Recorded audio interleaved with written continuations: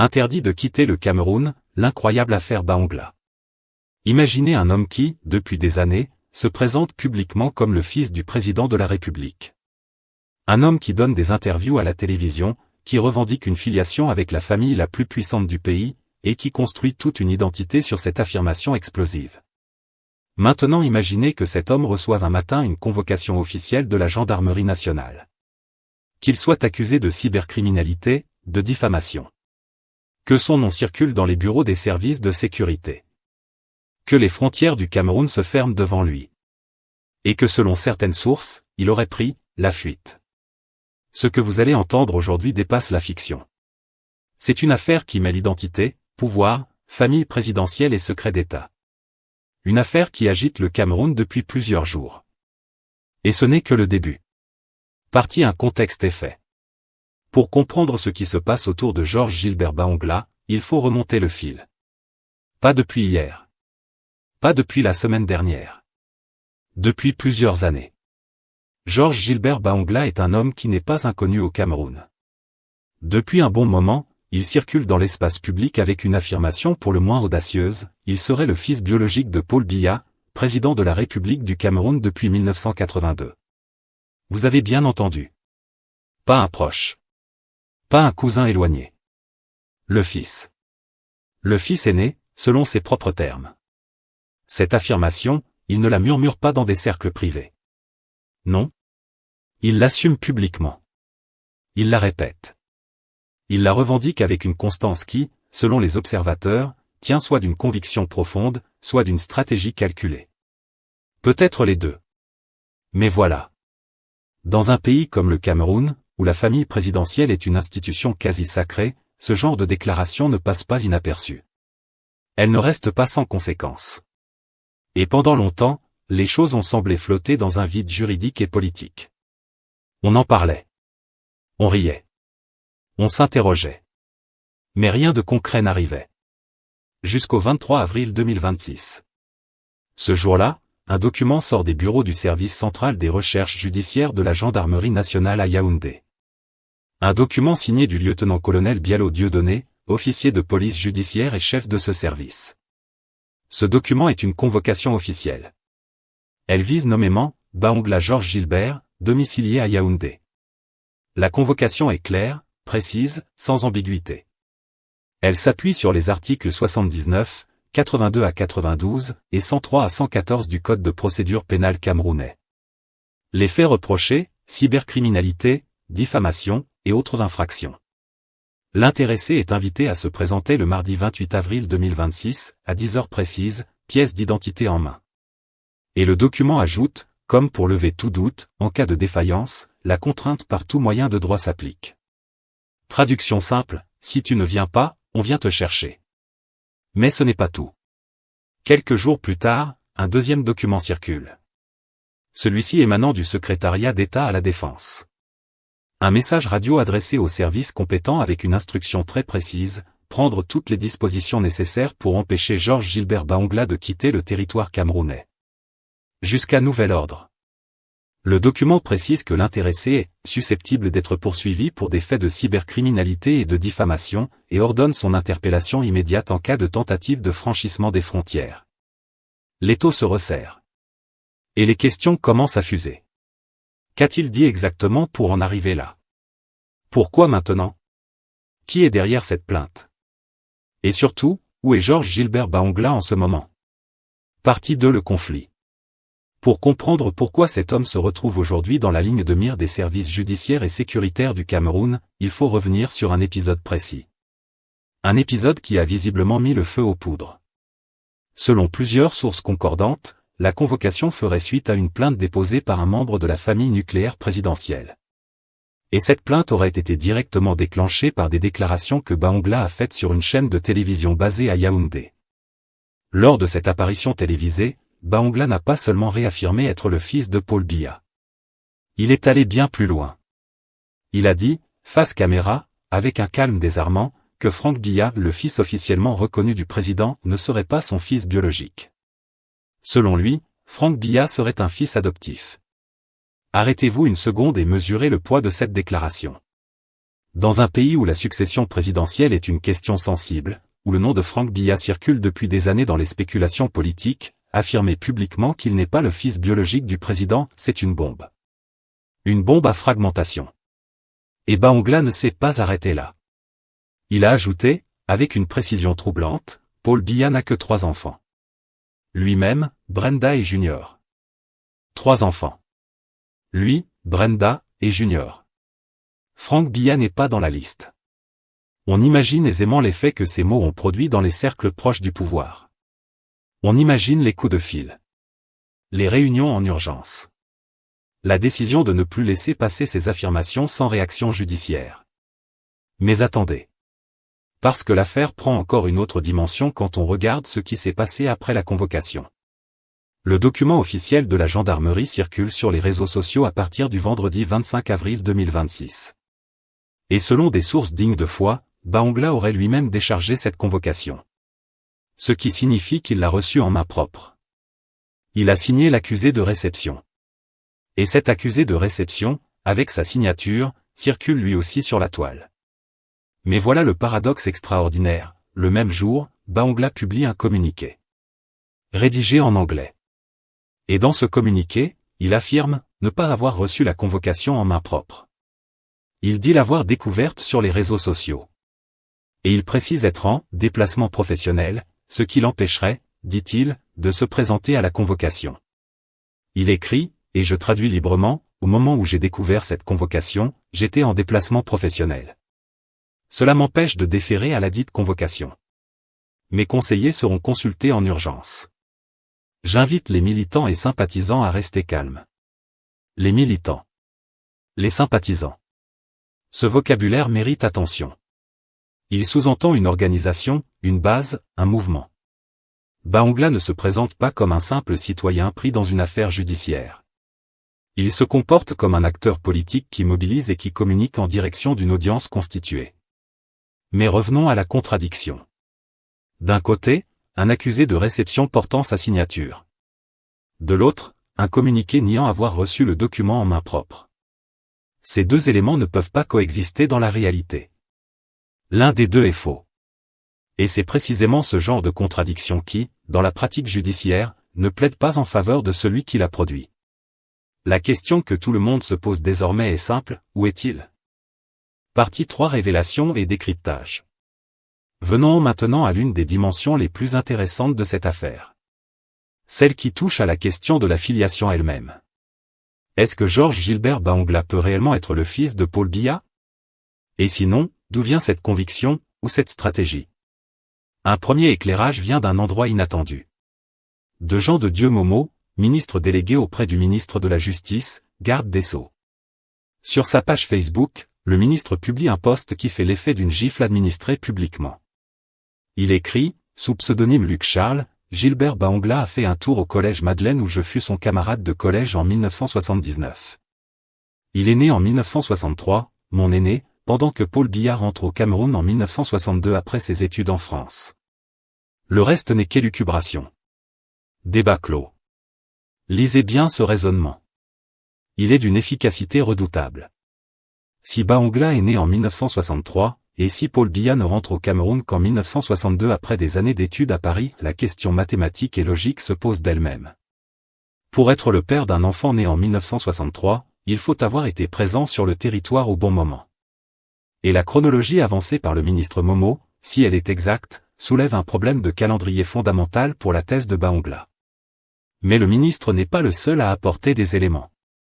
Un autre témoignage, attribué à un certain Justin Biloa Ongen, donne une version de l'histoire qui, si elle est avérée, expliquerait tout. Et cette version est fascinante.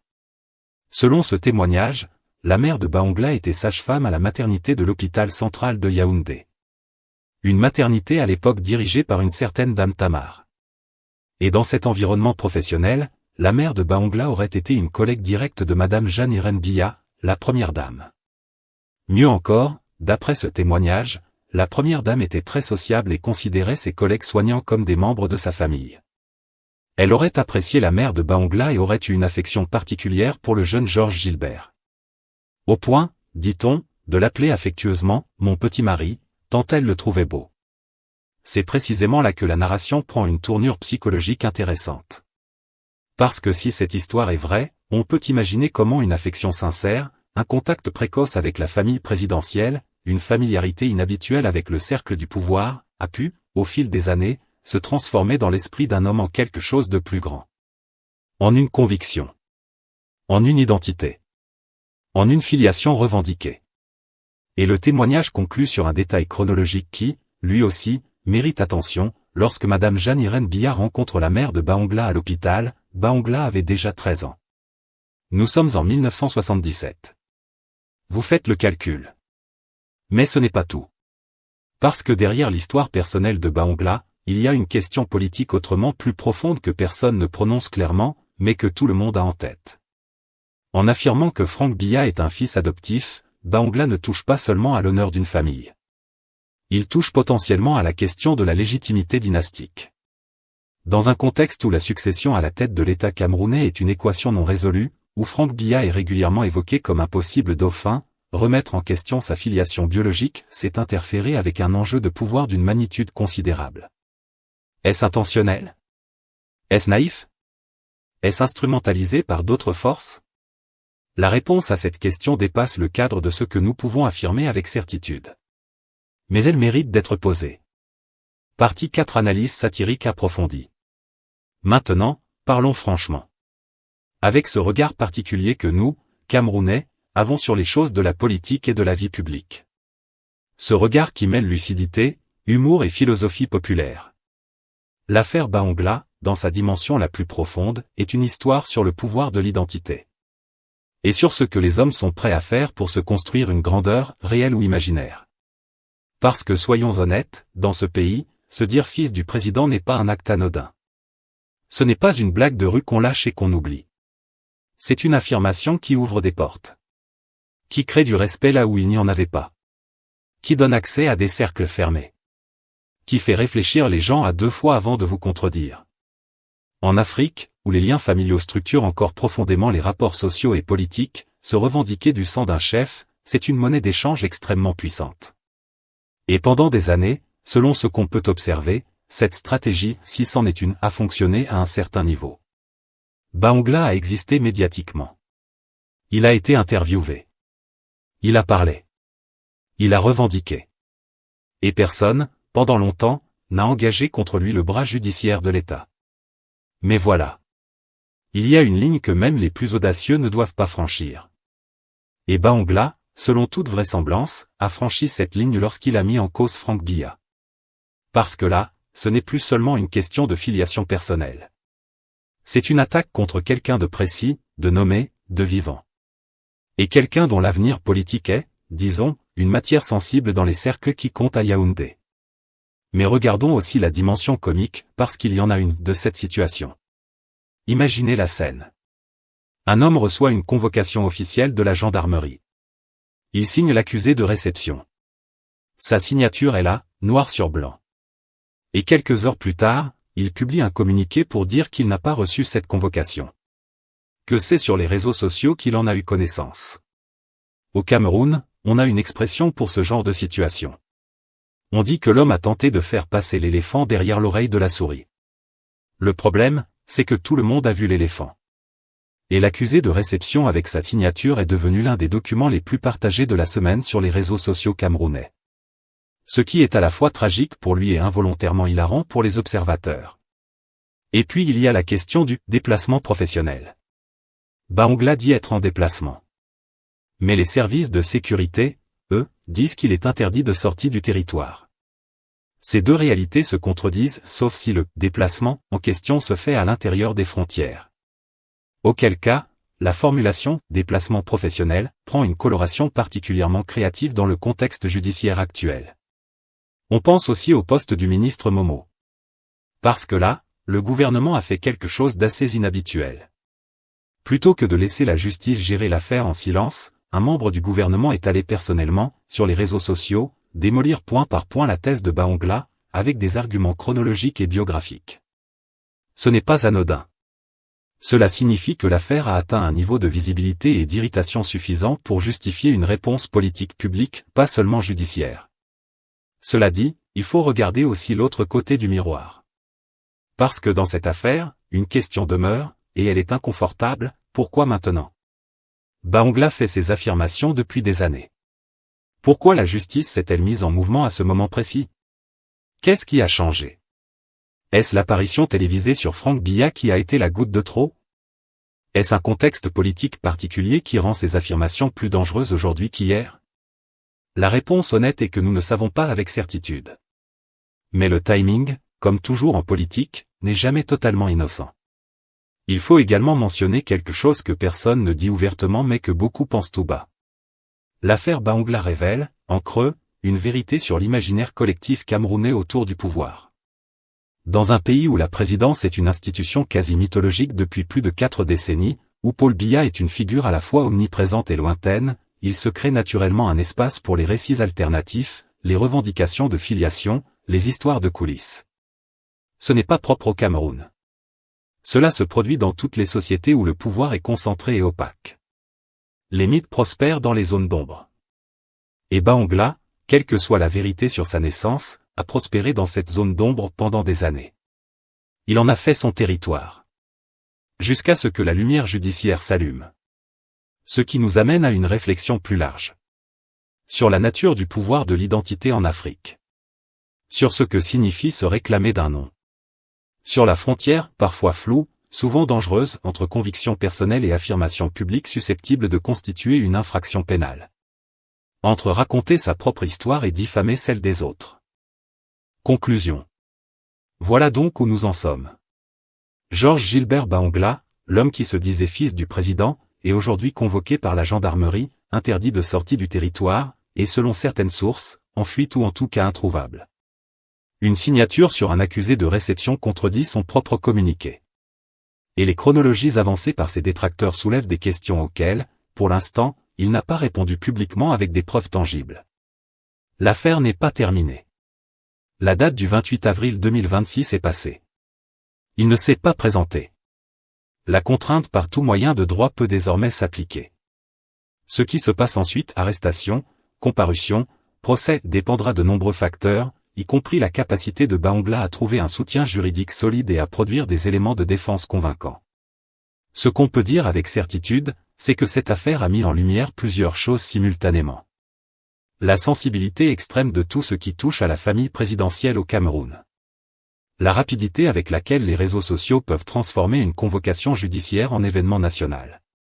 Et la difficulté, pour quiconque a construit une identité publique sur des affirmations non prouvées, de reculer sans perdre la face. Dans ce pays, comme partout, les mots ont un poids. Les affirmations publiques ont des conséquences. Et ceux qui choisissent de jouer avec le feu du pouvoir et du nom présidentiel ne doivent pas s'étonner de se retrouver un jour les doigts brûlés. Mais une dernière question, une question que je vous pose directement, à vous qui regardez cette vidéo, si demain vous découvriez avec certitude absolue que tout ce que Bahongla affirme est vrai, qu'est-ce que cela changerait?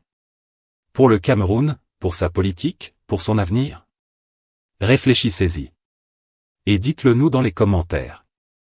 Si cette vidéo vous a apporté quelque chose, vous savez ce qu'il vous reste à faire. On se retrouve très vite pour la suite de cette affaire, parce que visiblement, elle est loin d'être terminée.